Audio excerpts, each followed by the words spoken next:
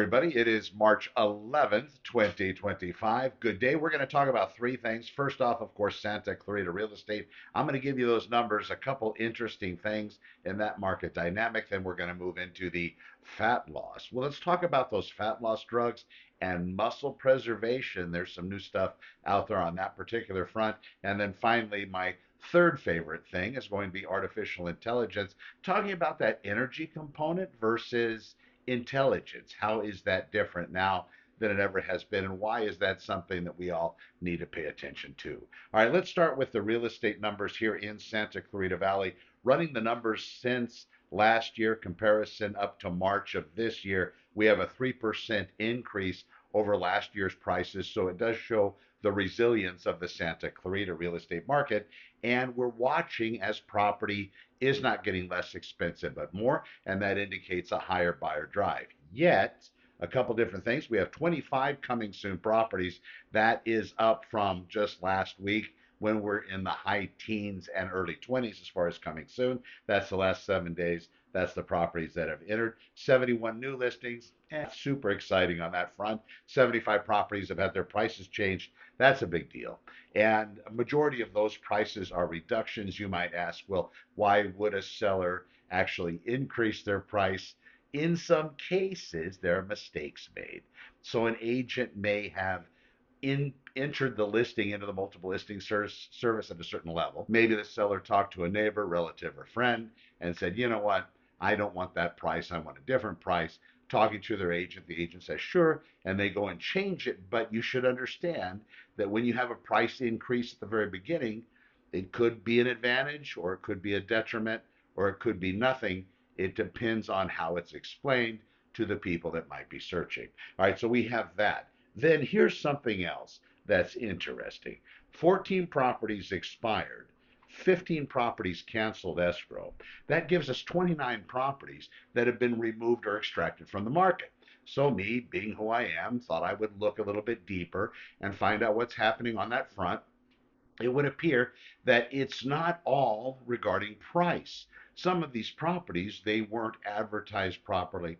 They didn't have all of the correct components to be advertised properly, I should say. So with what they had, the pictures that were taken with cell phones and these sorts of things, that's fine. But really that professional photography, that virtual staging, that Matterport 3D hot shoe walkthrough virtual tour, all that stuff's a big deal. And that should be something that agents are using when they're listing your home. So those properties would have a better chance to sell if the agents would have done their due diligence. I'm Connor with Honor. Let's go on to the next focus here. So as far as fat loss drugs go, you'll know them. There's a lot that are being advertised. They're FDA approved. They do start messing with the insulin and the way your body absorbs food that it's eating. The thing is they do a job curbing hunger from everything that I've read, the studies I've seen, and friends and clients that I've talked to that have been taking them, and they shed off a lot of body weight. What they don't seem to talk about is how much of that weight is fat, but it would appear that quite a bit of it happens to also be tissue that you need. It happens to be muscle. So that being the case, now the big talk is how to eat correctly. They have these food companies coming up. They have these different apps coming up talking about how to preserve your muscle when you're trying to torch off body fat when taking these weight loss type drugs, these GLP-1 antagonists. Now, this is the thing that I would suggest. Antagonist? Antagonist? GLP-1 type drop there. So this is what I would suggest. If you are going to embark in this, you'll understand that they're going to curb your appetite dramatically. It's going to make it so you're not hungry. Fasting also does that, but it takes a little bit more willpower to get involved in that type of weight loss. And I did that very well. I still fast 2 or 3 days a week. I will eat nothing. But again, that's just kind of what I've become accustomed to. And as far as muscle, in order to keep muscle and build muscle, you have to work the muscle out. So you're going to have to lift heavy things, put them down, and repeat the process. Lift heavy things, put them down, repeat the process.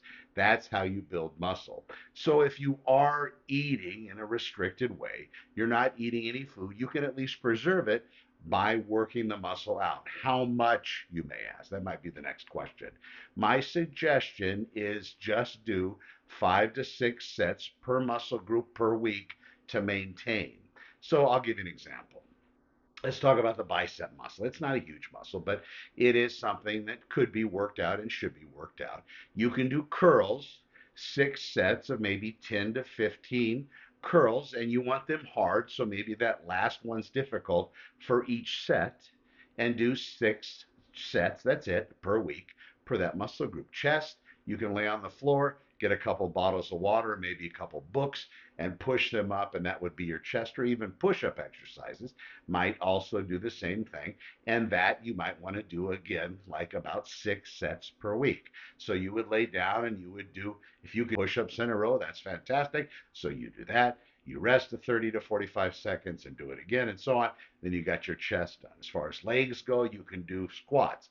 Maybe you can hold on to something as you squat down to the floor and back up. And depending on your knee mobility and any of those injuries and those types of issues, just be careful. Probably going to be uncomfortable at first, especially if you haven't moved for a long time. But if you're looking to torch off body weight and you're going to use any method, you should still work out your muscles every single week. Not just when you're taking these GLP-1 type drugs, but anything. If you're going to caloric restrict, you should do it. If you're going to not eat for a while, you should do it. Fasting and muscle is kept at a minimum when you're not eating for a particular period of time, just for the simple fact that your body does increase the growth hormone that your body naturally produces when you have a total absence of food. And that's been proven through scientific study. And that's a good thing. That's what's going to keep the muscle.